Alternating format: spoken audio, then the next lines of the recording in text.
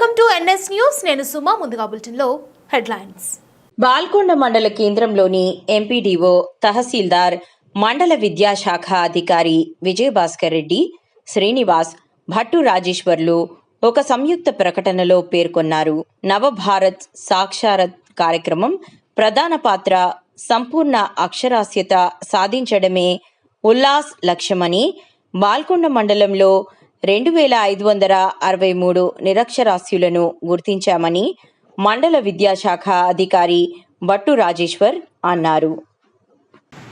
ఈ యొక్క ఇంతకుముందు వయోజన విద్యా కార్యక్రమం లాగా ఉండేది.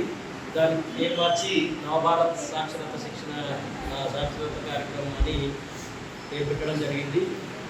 ఈ కార్యక్రమం తెలంగాణ రాష్ట్ర ప్రభుత్వం ఎక్కడ కూడా నిరక్షరాస్యులు లేకుండా 15 to 36 అట్లా ఆ ప్రాంతంలో 15 పై పడినటువంటి వయోజనులందరికీ కూడా ఈ నిరక్షరాస్యులను అక్షరాస్యులుగా తీర్చిదిద్దడానికి ఈ కార్యక్రమాలు చేపట్టడం జరిగింది.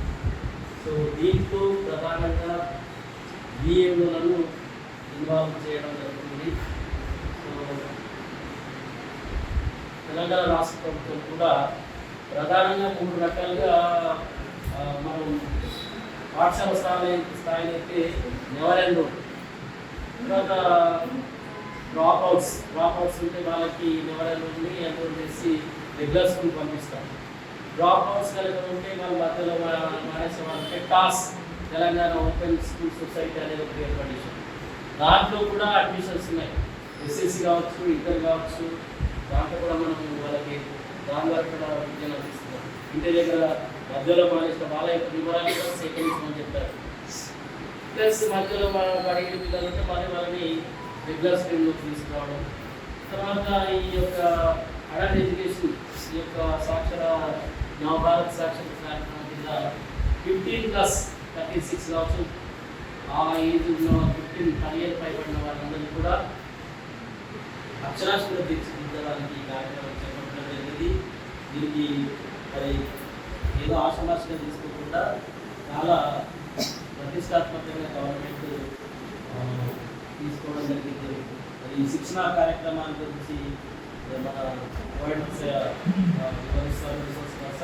మీ అందరూ కూడా ఈ కార్యక్రమానికి ప్రతి గ్రామం నుంచి ఒక ఈఏఓ, ప్రతి గ్రామం నుంచి ఒక యాక్టివిటీ చేస్తాము.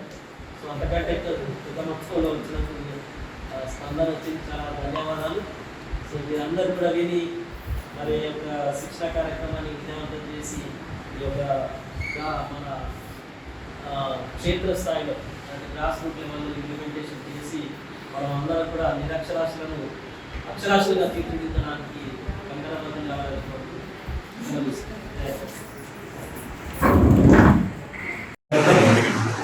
ఈ ఉల్లాస్ కార్యక్రమాన్ని తెలంగాణ రాష్ట్ర ప్రభుత్వం ప్రత్యేకంగా ప్రతిష్టాత్మకంగా తీసుకోవడం జరిగింది.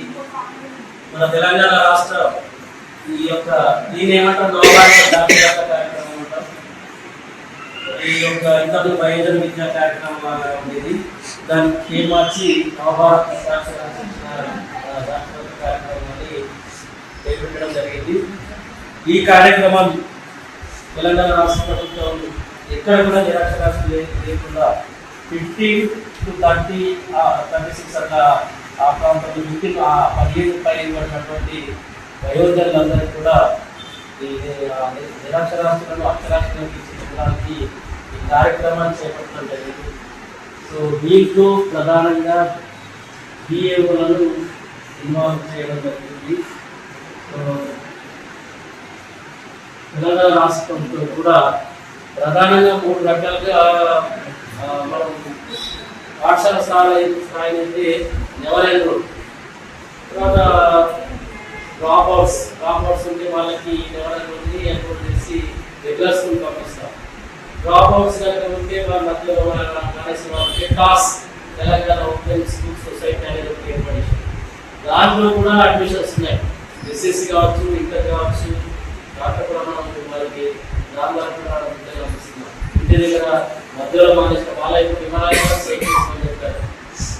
ప్లస్ మధ్యలో పడి పిల్లలకి వాళ్ళని రెగ్యులర్ స్కూల్లో తీసుకురావడం. తర్వాత ఈ యొక్క అడల్ట్ ఎడ్యుకేషన్, ఈ యొక్క సాక్షర 15+36 కావచ్చు, ఆ ఏజ్ ఉన్న 15 పైబడిన వాళ్ళందరూ కూడా అక్షరాస్యత తీర్చిదిద్దడానికి కార్యక్రమం చేపట్టడం జరిగింది. దీనికి మరి ఏదో ఆశ్రమాలుగా తీసుకోకుండా చాలా ప్రతిష్టాత్మకమైన గవర్నమెంట్ తీసుకోవడం జరిగింది. ఈ శిక్షణా కార్యక్రమాన్ని